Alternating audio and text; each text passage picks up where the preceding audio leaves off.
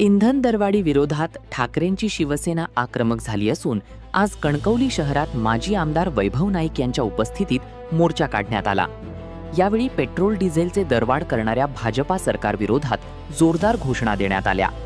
या दरवाढीमुळे सर्वसामान्य नागरिकांचे कंबरडे मोडले असून भाजपने याविरोधात आवाज उठवण्यासाठी विरोधकही शिल्लक ठेवले नाहीत असा आरोप वैभव नाईक यांनी केला आहे। एकीकडे इंधनाची बचत करा व परदेश दौरे टाळा म्हणून सांगणारे पंतप्रधान परदेशात फिरतायत अशी टीकाही वैभव नाईक यांनी केली आहे।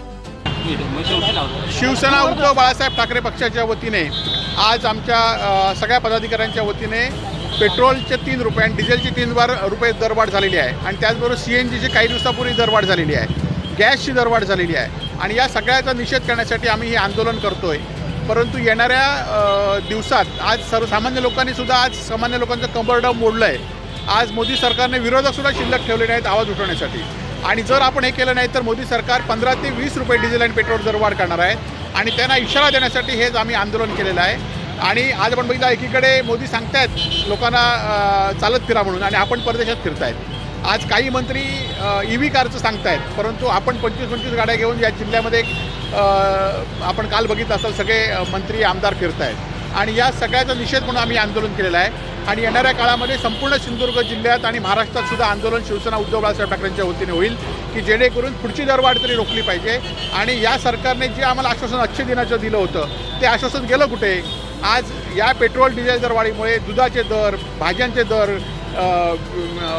बिल्डिंग मटेरियलचे दर हे सगळे वाढलेले आहेत आणि त्यामुळे सामान्य लोकांचं कंबरडं या ठिकाणी ऐन हंगामात मोडलेलं आहे। राजू शेट्टी यांचा मोर्चा निघतोय मुंबईमध्ये आंबा काजूच्या नुकसानी संदर्भात। मात्र या संदर्भात पालकमंत्री नितेश राणेंना विचारलं असता त्यांनी असं म्हटलं की हा मोर्चा जो आहे तो शिवसेना उद्धव बाळासाहेब ठाकरे पक्षाचा आहे। नाही, खरोखरच आमचा आहे, कारण उद्धव बाळासाहेब ठाकरे पक्षाच्या वतीनेच आम्ही ह्या लोकांचे जे प्रश्न आहेत त्याच्या प्रश्नाविरुद्ध आम्ही आवाज उठवणार आहोत। आमचे मुंबईतील पदाधिकारी, जिल्ह्यातील पदाधिकारी या ठिकाणी मोर्चासाठी गेलेले आहेत आणि जोपर्यंत जास्तीत जास्त मदत होत नाही तोपर्यंत राजू शेट्टी यांच्या नेतृत्वाखाली शिवसेना उद्धव बाळासाहेब ठाकरे पक्षाच्या वतीने हे आंदोलन चालूच राहणार आहे। पंतप्रधान मोदी यांनी आवाहन केलं होतं की पेट्रोल आणि कमी वापर, त्यानंतर EV कार आणि ताफ्यातल्या गाड्या बऱ्याच मंत्र्यांनी देखील महाराष्ट्रात कमी केल्या। आपण बघितलं, आपण काल EV कारचे एकाच मंत्र्याकडे 2 मंत्र्याकडे एकाच नंबरच्या EV कार होत्या आणि आज कालच या जिल्ह्यामध्ये आमदार, खासदार आणि पालकमंत्री होते, 25-25 गाड्या घेऊन फिरत होते आणि त्यामुळे मोदींच्या ह्याला कसं आश्वासन, आणि आपण आशिष शेलारने बघितलं असेल कशी खिल्ली उडवली आहे, त्यामुळे लोक खिल्ली उडवत आहेत, आपण परदेशात जात आहेत आणि लोक रस्त्यावर आता लोकांचा उद्रेक कधीतरी या भविष्यात या ठिकाणी होईल।